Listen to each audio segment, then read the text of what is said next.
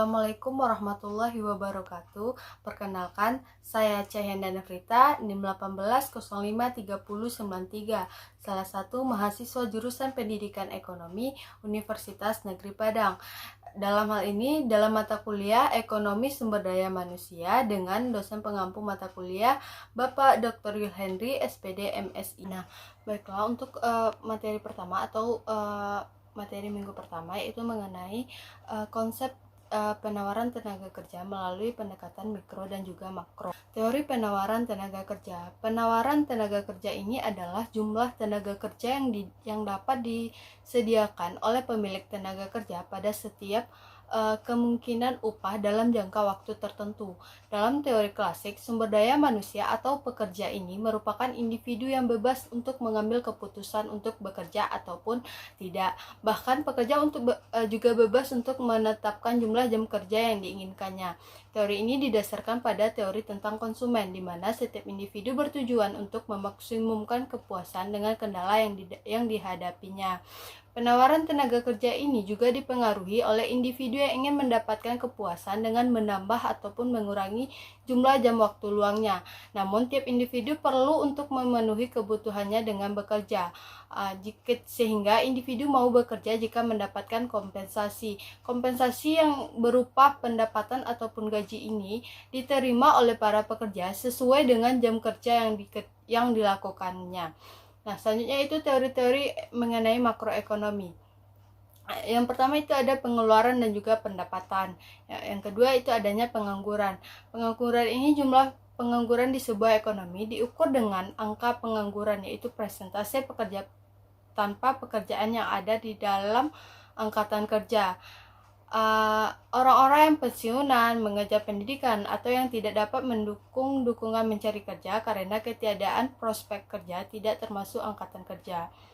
Nah, materi yang kedua yaitu mengenai penawaran tenaga kerja di Indonesia. Nah, sebelumnya kita tahu faktor-faktor yang mempengaruhi penawaran tenaga kerja, di antaranya yang pertama itu jumlah penduduk. Semakin besar jumlah penduduk di suatu negara, maka semakin banyak pula tenaga kerja yang tersedia, baik untuk angkatan kerja maupun juga bukan angkatan kerja. Yang kedua itu ada struktur umur. Penduduk Indonesia termasuk dalam struktur umur muda. Ini dapat dilihat jika bentuk piramida penduduk Indonesia. Yang ketiga itu adanya produktivitas. Produktivitas ini merupakan suatu konsep yang menunjukkan adanya keterkaitan antara output dan juga jam kerja yang dibutuhkan untuk menghasilkan produk dari seseorang tenaga kerja yang tersedia. Yang keempat itu ada tingkat upah. Tingkat upah ini sangat mempengaruhi jumlah penawaran tenaga kerja. Yang kelima itu adanya tingkat pendapatan. Apabila upah meningkat dengan asumsi jam kerja yang sama, maka pendapatan akan bertambah, sehingga kita akan menjumpai ibu rumah tangga yang bekerja merasa tidak perlu lagi membantu suami untuk mencari nafkah. Akibat dari adanya partisipasi angkatan kerja akan berkurang. Yang keenam itu adanya wanita yang mengurus rumah tangga. Wanita yang mengurus rumah tangga ini tidak termasuk dalam angkatan kerja, tetapi mereka adalah tenaga kerja yang potensial yang sewaktu-waktu bisa memasuki pasar kerja. Dengan demikian, semakin besar jumlah wanita yang mengurus rumah tangga, maka penawaran tenaga kerja akan berkurang, dan juga sebaliknya. Yang ketujuh itu ada penduduk yang bersekolah. Penduduk yang bersekolah ini, semakin besar jumlah penduduk yang bersekolah, artinya supply atau penawaran tenaga kerja juga akan berkurang. Yang terakhir itu keadaan perekonomian dapat mendesak seseorang untuk bekerja, memenuhi kebutuhannya. Misalnya, dalam satu keluarga harus bekerja semua apabila pendapatan suami tidak mencukupi kebutuhan keluarga, atau seorang mahasiswa yang tamat tidak mau bekerja karena perekonomian orang tuanya sangat membandai. Nah, tenaga kerja di Indonesia. Indonesia merupakan negara yang melimpah akan sumber daya, baik itu sumber daya alam maupun juga sumber daya manusia. Berbeda dengan sumber daya alam yang sifatnya dari tahun ke tahun akan terus mengalami penurunan. Akan tetapi, jumlah sumber daya manusia ini akan terus mengalami peningkatan setiap tahunnya. Nah, tindakan preventif yang dapat dilakukan untuk meningkatkan kesempatan kerja bagi angkatan kerja di Indonesia Di antaranya yang pertama itu pengembangan sumber daya manusia atau tenaga kerja ini. Nah, yang kedua itu adanya desentralisasi perekonomian, yang ketiga itu peningkatan profesionalitas kerja, yang keempat meningkatkan lapangan pekerjaan, yang kelima meningkatkan peran pemerintah, yang keenam meminimalkan pendidikan. Nah, yang terakhir itu bantuan permodalan. Materi ketiga yaitu mengenai kurva permintaan tenaga kerja.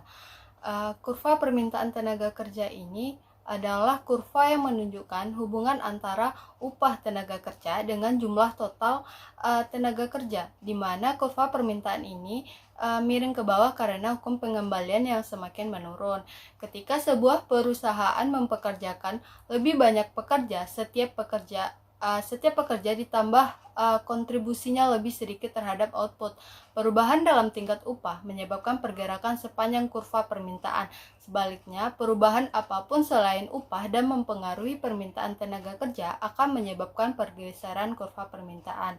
Contoh perubahan selain upah ini adalah perubahan produksi, di mana perubahan produksi, perbaikan kualitas modal manusia, jumlah perusahaan di pasar, kuantitas output di pasar, pergeseran teknologi, dan peraturan pemerintah. Penentu dari permintaan tenaga kerja ini adalah tingkat upah, teknologi, produktivitas, kualitas tenaga kerja, fasilitas modal.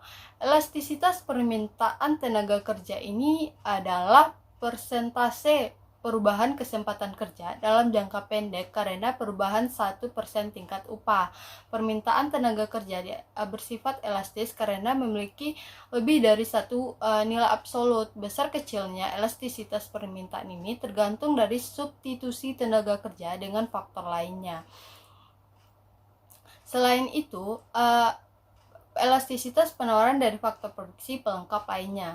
Nah, materi ketiga yaitu mengenai kurva permintaan tenaga kerja. Kurva permintaan tenaga kerja ini adalah kurva yang menunjukkan hubungan antara upah tenaga kerja dengan jumlah total tenaga kerja, di mana kurva permintaan ini miring ke bawah karena hukum pengembalian yang semakin menurun. Ketika sebuah perusahaan mempekerjakan lebih banyak pekerja, setiap pekerja ditambah kontribusinya lebih sedikit terhadap output. Perubahan dalam tingkat upah menyebabkan pergerakan sepanjang kurva permintaan. Sebaliknya, perubahan apapun selain upah dan mempengaruhi permintaan tenaga kerja akan menyebabkan pergeseran kurva permintaan. Contoh perubahan selain upah ini adalah perubahan produksi, di mana perubahan produksi, perbaikan kualitas modal manusia, jumlah perusahaan di pasar, kuantitas output di pasar, pergeseran teknologi, dan peraturan pemerintah. Penentu dari permintaan tenaga kerja ini adalah tingkat upah, teknologi, produktivitas, kualitas tenaga kerja, fasilitas modal. Elastisitas permintaan tenaga kerja ini adalah persentase perubahan kesempatan kerja dalam jangka pendek karena perubahan 1% tingkat upah. Permintaan tenaga kerja bersifat elastis karena memiliki lebih dari satu nilai absolut. Besar kecilnya elastisitas permintaan ini tergantung dari substitusi tenaga kerja dengan faktor lainnya. Nah, materi keempat itu mengenai kesempatan kerja. Kesempatan kerja ini adalah tersedianya lapangan kerja bagi angkatan kerja yang membutuhkan pekerjaan. Di antaranya, yang pertama itu ada kesempatan kerja menurut pendidikan. Nah, terdapat keterkaitan erat antar tingkat pendidikan dengan tingkat penyerapan tenaga kerja. Yang kedua itu kesempatan kerja. Yang ketiga, permintaan tenaga kerja berkaitan dengan jumlah tenaga kerja yang dibutuhkan oleh perusahaan atau instansi tertentu. Nah, apa saja sih faktor yang mempengaruhi permintaan tenaga kerja? Yang pertama itu ada perubahan tingkat upah, akan mempengaruhi tinggi rendahnya biaya produksi sebuah perusahaan. Yang kedua, perubahan permintaan hasil akhir produksi oleh konsumen. Apabila permintaan akan hasil produksi meningkat, maka perusahaan cenderung menambah kapasitas produksinya.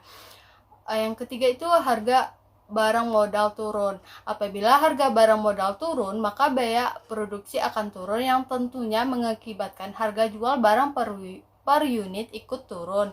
Nah, jenis permintaan tenaga kerja. Permintaan tenaga kerja jangka pendek.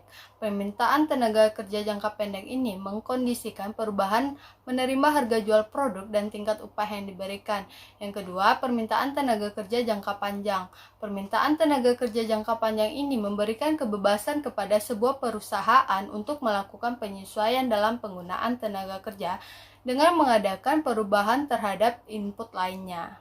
Nah, yang kelima yaitu mengenai perencanaan tenaga kerja. Perencanaan tenaga kerja ini adalah proses yang mencakup peramalan, pengembangan, pengendalian di mana perusahaan memastikan bahwa ia memiliki yang pertama yaitu jumlah orang yang tepat, yang kedua orang yang tepat di tempat yang tepat dan pada waktu yang tepat. Perencanaan tenaga kerja ini juga dikenal sebagai perencanaan personal atau perencanaan sumber daya manusia. Yang kedua, hubungan tenaga kerja dan pembangunan ekonomi. Tenaga kerja dan pembangunan ekonomi memiliki hubungan yang sangat erat, di mana ketika kualitas tenaga kerja atau sumber daya manusianya baik, maka perekonomian sebuah negara bisa semakin baik. Karena tenaga kerja ini merupakan salah satu faktor produksi. Jika kualitas tenaga kerjanya semakin baik, maka hasil produksinya juga akan hasil produksi yang dijualkan kepada masyarakat akan juga baik dan dapat diekspor ke luar negeri sehingga meningkatkan pendapatan negara. Tahapan pelaksanaan perencanaan tenaga kerja ini secara makro tidak hanya berkaitan dengan pembuatan parkiran permintaan tenaga kerja dan juga penawaran tenaga kerja, namun sampai membuat perencanaan program aksi yang ditujukan untuk memahami spesifikasi tenaga kerja yang dibutuhkan di masa yang akan mendatang. Nah, pasar kerja saat ini di Indonesia masih didominasi oleh sektor bahan mentah, yakni pertanian, perkebunan, perikanan, dan lain-lain. Materi pada pertemuan ke-6 yaitu mengenai perbandingan permintaan dan juga penawaran tenaga kerja. Permintaan tenaga kerja ini dalam konteks ekonomi didefinisikan sebagai jumlah maksimum suatu barang ataupun jasa yang dikehendaki seorang pembeli untuk dibelinya pada setiap kemungkinan harga dalam jangka waktu tertentu. Dalam hubungannya dengan tenaga kerja, permintaan tenaga kerja ini adalah hubungan antara tingkat upah dan juga jumlah pekerja yang dikehendaki oleh pengusaha untuk dipekerjakan. Sehingga permintaan tenaga kerja dapat didefinisikan sebagai jumlah tenaga kerja yang dipekerjakan oleh perusahaan pada setiap kemungkinan tingkat upah tertentu. Nah, penawaran tenaga kerja ini adalah jumlah tenaga kerja yang disediakan oleh pemilik tenaga kerja pada setiap kemungkinan upah dan juga dalam jangka waktu tertentu. Untuk meningkatkan kualitas kemampuan yang menyangkut kemampuan kerja, berpikir, keterampilan, maka pendidikan dan pelatihan adalah hal yang paling penting atau yang paling diperlukan. Nah, pada pertemuan ke-7 ini ada pasar tenaga kerja. Pasar tenaga kerja adalah sebagai suatu pasar yang mempertemukan antara penjual dan juga pembeli tenaga kerja. Sebagai penjual tenaga kerja, dalam hal ini para pemilik tenaga kerja, sedang pembelinya yaitu orang-orang atau lembaga yang memerlukan tenaga kerja.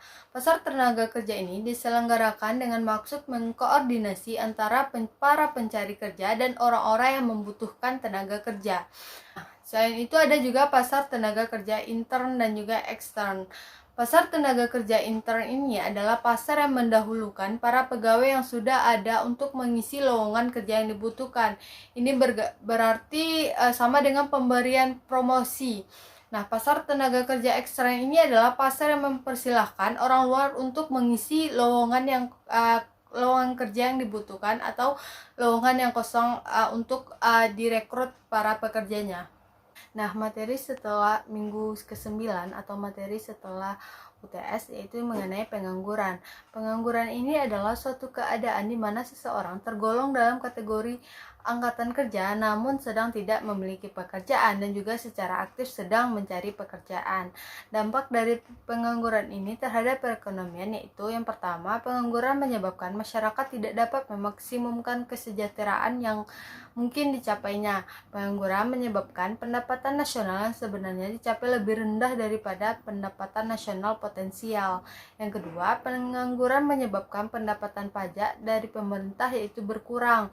Pengangguran yang yang diakibatkan oleh tingkat kegiatan ekonomi yang rendah akan menyebabkan perolehan pendapatan dari pemerintah itu semakin sedikit. Nah, yang ketiga, pengangguran tidak menggalakkan pertumbuhan ekonomi.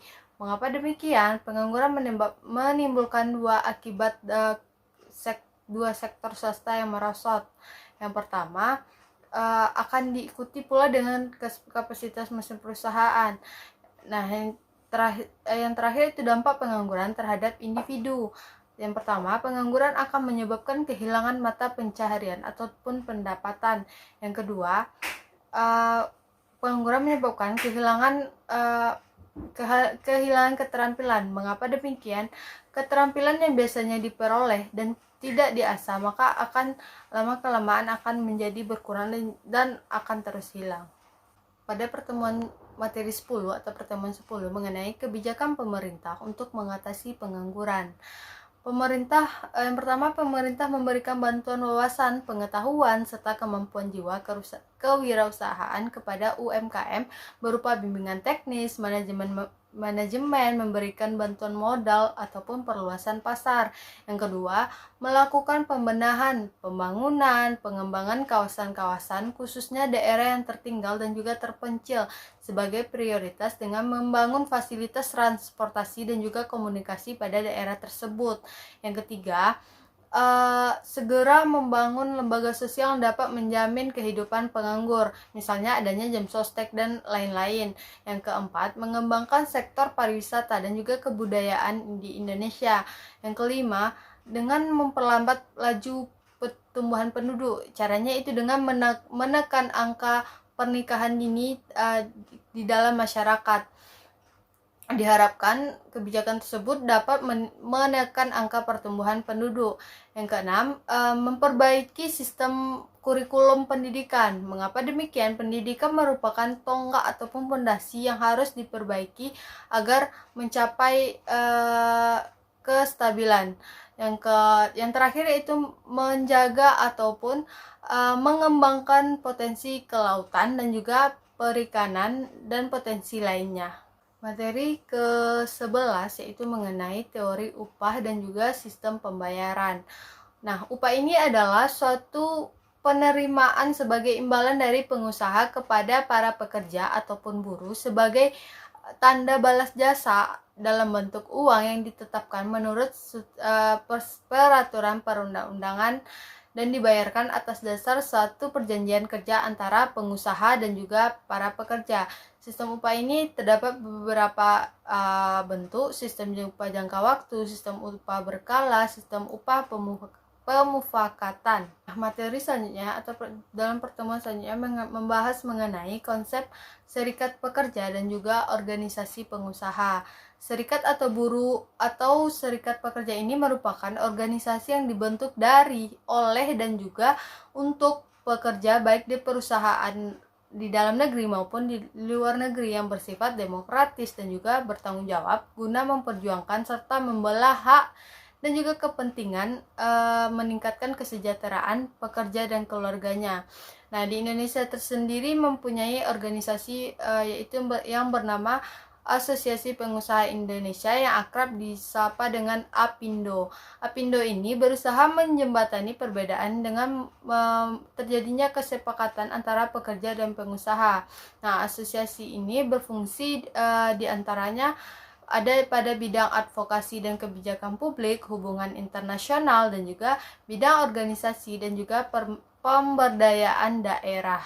Nah, materi selanjutnya itu mengenai human capital atau modal manusia. Modal manusia ini berfokus pada aktivitas-aktivitas yang dilakukan perusahaan atau organisasi untuk mempersiapkan masa depan perusahaan atau organisasi melalui penanaman pengetahuan atau kemampuan pada manusianya.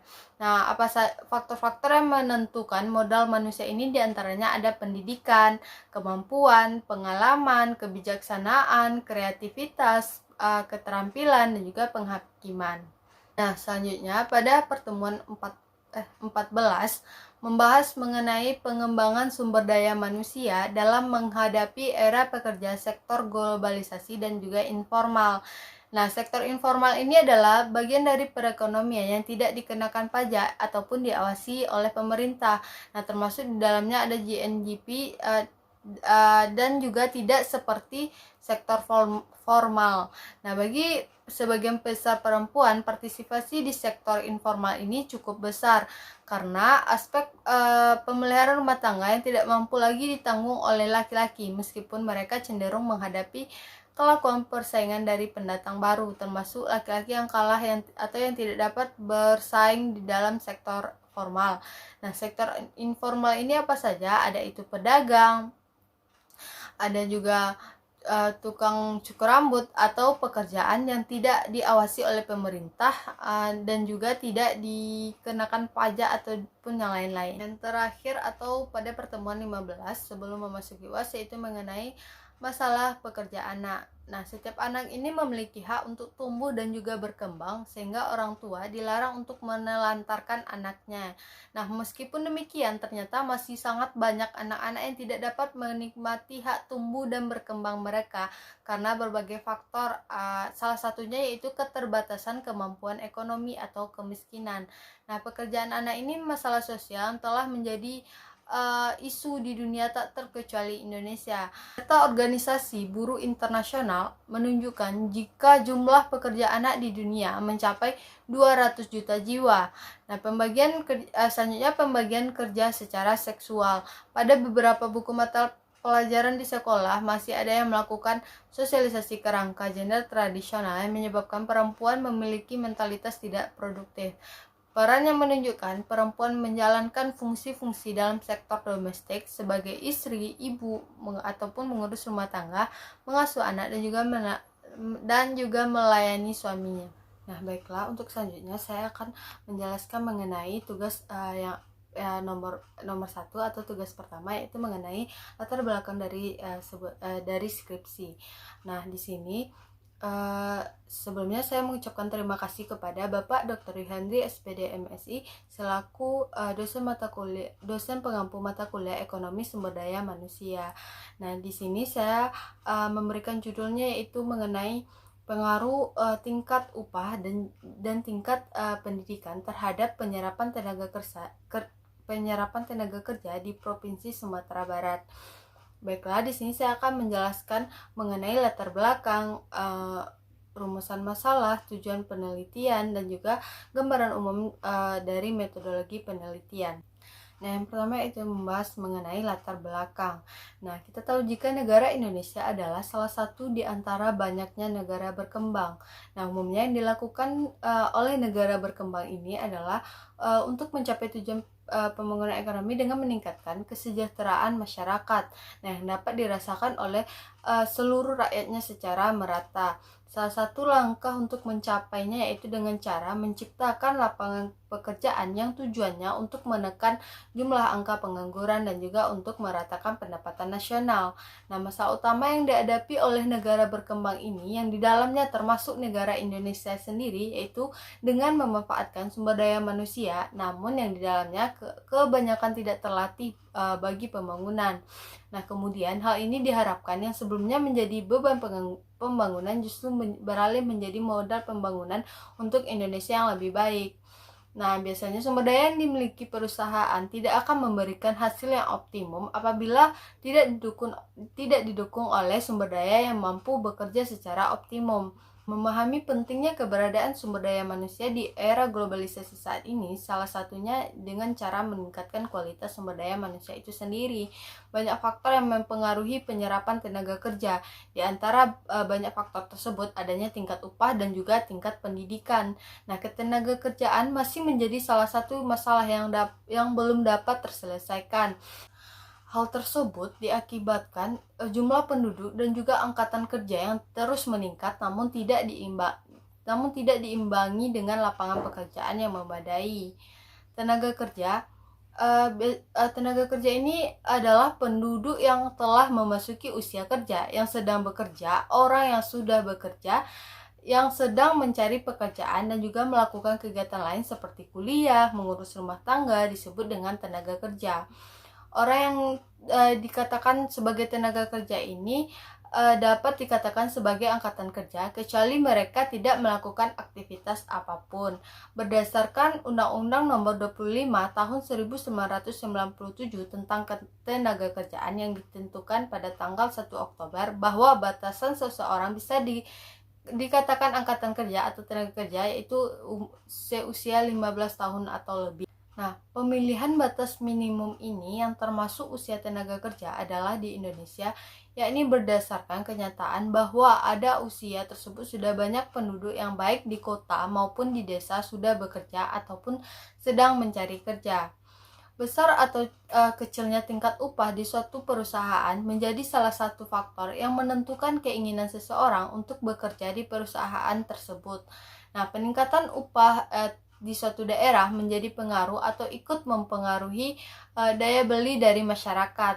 Nah, tingkat upah ini merupakan sejumlah uang yang tidak fleksibel dan ironisnya lebih sering cenderung turun karena lebih banyak dipengaruhi oleh institusional sebagai tekanan buruh ataupun dagang.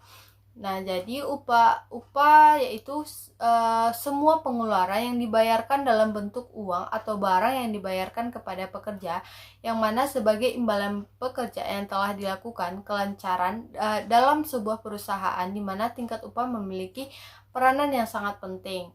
Salah satu faktor produktivitas menjadi optimal diyakini dengan sistem upah yang baik.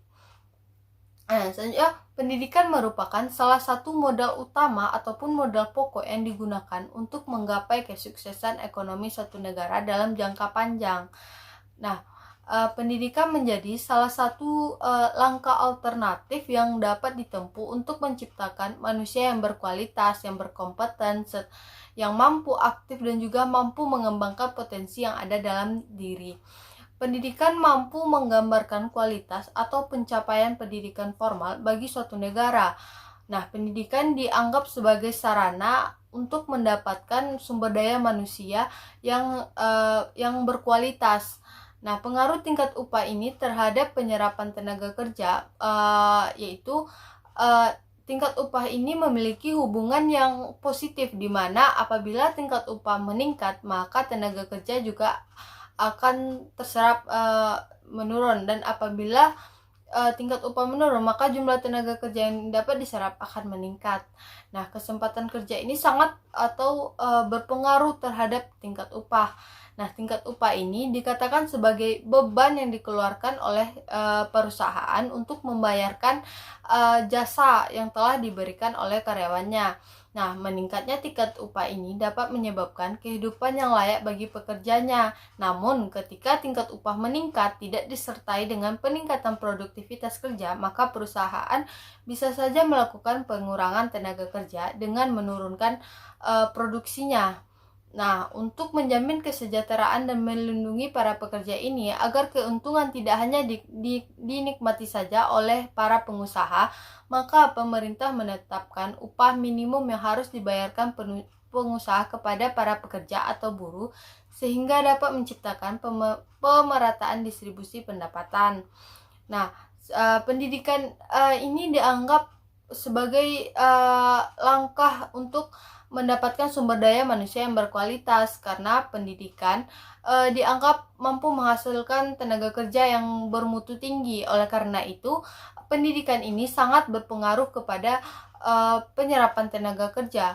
Nah, karena pendidikan merupakan cara untuk seseorang atau tenaga kerja melakukan atau berpikir lebih kreatif. Pendidikan juga ini faktor utama untuk meningkatkan pertumbuhan ekonomi dengan meningkatkan keterampilan, pengetahuan, dan juga meningkatkan produktivitas dan juga kompetensi. Nah, pendidikan menjadi salah satu faktor yang terhadap tinggi atau rendahnya tenaga kerja yang dapat terserap. Berdasarkan latar belakang tersebut, disimpulkan jika rumusan masalahnya itu bagaimana pengaruh tingkat upah, tingkat pendidikan terhadap penyerapan tenaga kerja di Provinsi Sumatera Barat. Yang kedua, adakah pengaruh tidak langsung tingkat upah, tingkat pendidikan terhadap penyerapan tenaga kerja di Provinsi Sumatera Barat. Nah, tujuan dari penelitian ini berdasarkan rumusan masalah tersebut yaitu untuk menganalisis pengaruh tingkat upah, tingkat pendidikan terhadap penyerapan tenaga kerja. Nah, yang kedua, untuk menganalisis pengaruh tidak langsung tingkat upah dan juga tingkat pendidikan terhadap penyerapan tenaga kerja di Provinsi Sumatera Barat. Nah, gambaran secara umum metode penelitian ini berbentuk kuantitatif dan bersifat asosiatif dengan melihat atau membentuk hubungan kausal antara tingkat upah, tingkat pendidikan dan juga tingkat tingkat pendidikan terhadap penyerapan tenaga kerja. Penelitian asosiatif ini digunakan untuk mengetahui pengaruh atau hubungan antar variabel, di mana dalam penelitian ini penelitian asosiatif digunakan untuk melihat pengaruh tingkat upah, tingkat pendidikan terhadap penyerapan tenaga kerja di Provinsi Sumatera Barat.